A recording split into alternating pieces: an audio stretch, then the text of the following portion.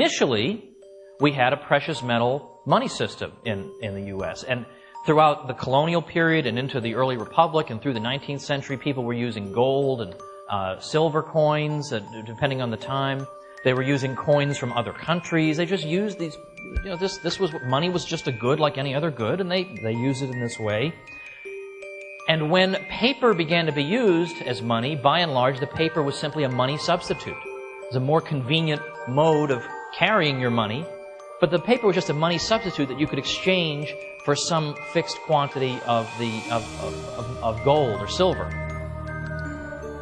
Well, eventually what governments typically want to do is they don't like this system because they want to be able to print up a lot of money and hand it out to their buddies or themselves, and you can't print up gold and silver.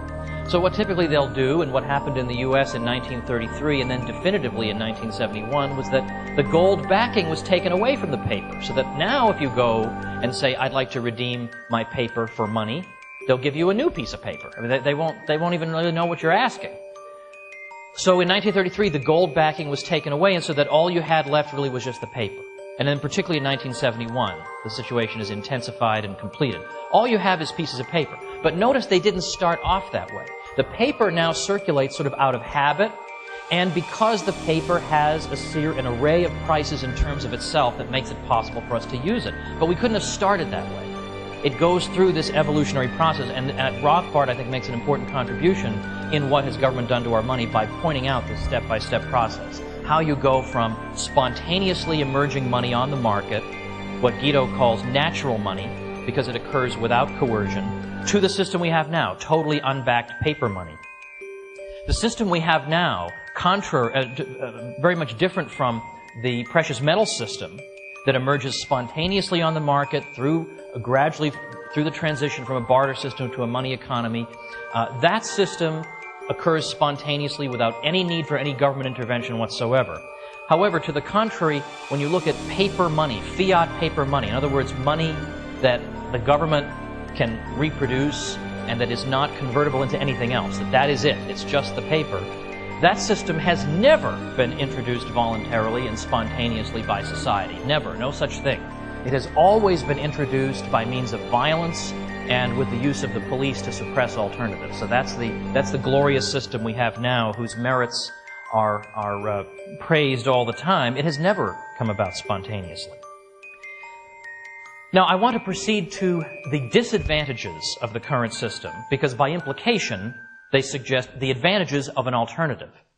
And incidentally, let me pause to note that it never ceases to amaze me how often people look at the position that we hold on money and say, boy, that's just a crankish thing. That Ron Paul, what a crank he is. And suggesting that sound money is something that really belongs, in the province of cranks and weirdos. And I sort of feel like saying, you obviously don't know us very well. I mean, we have a lot weirder positions than this one. I mean, I actually think to the contrary, our position on money is probably the most easily defensible and obviously persuasive of all the things we believe.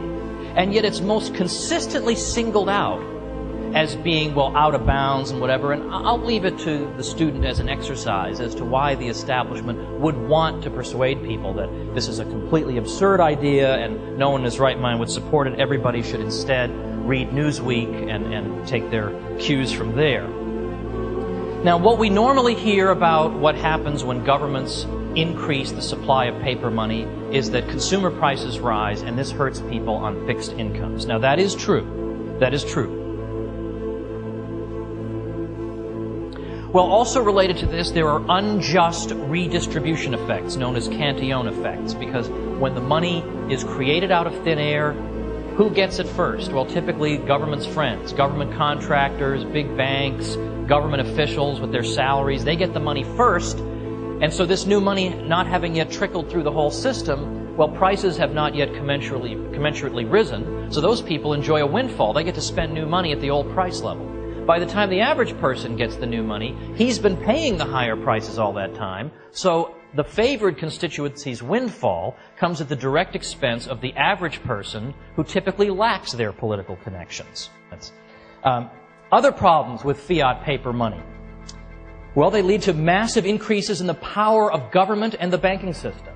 Should be obvious how it leads to increases in the power of government. If the government has recourse to a printing press, it's going to be able to commandeer more resources from the voluntary or competitive sector, which I actually prefer that to private sector, because everybody's been brainwashed into thinking private is evil, whatever. And people think of when they were 7 years old and they wanted to throw that ball against that wall, but the sign said private property, so everybody's got this sort of sense that they hate private things. So how about voluntary or competitive sector?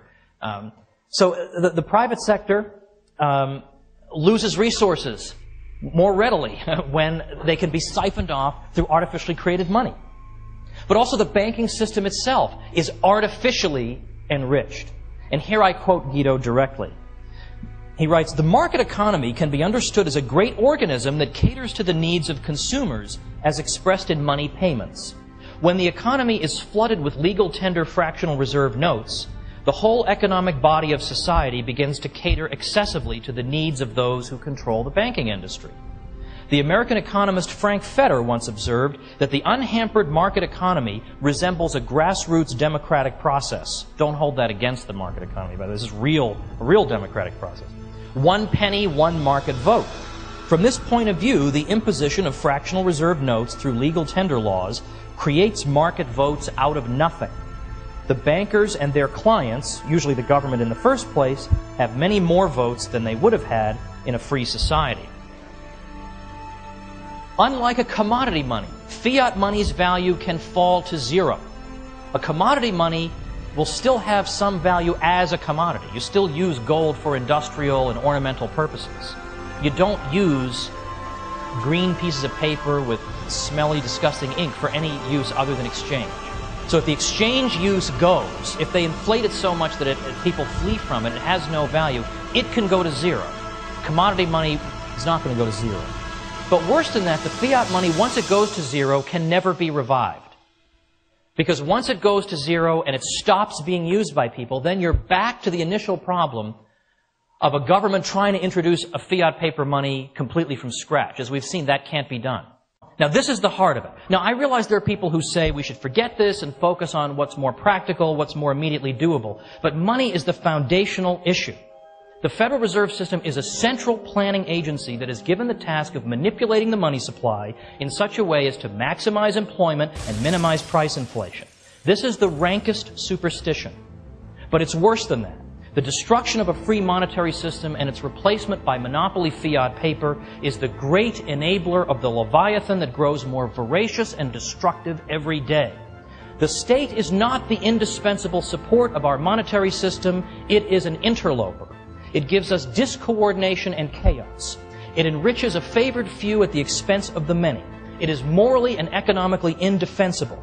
This is not a side issue we can safely neglect, that we might focus instead on matters that might be considered more fashionable, more politically viable. In fact, on the politically viable point, F.A. Hayek said, "What we lack is a program which seems neither a mere defense of things as they are, nor a diluted kind of socialism, but a truly liberal, that is libertarian radicalism, which does not spare the susceptibilities of the mighty, which is not too severely practical, and which does not confine itself to what appears today as politically possible.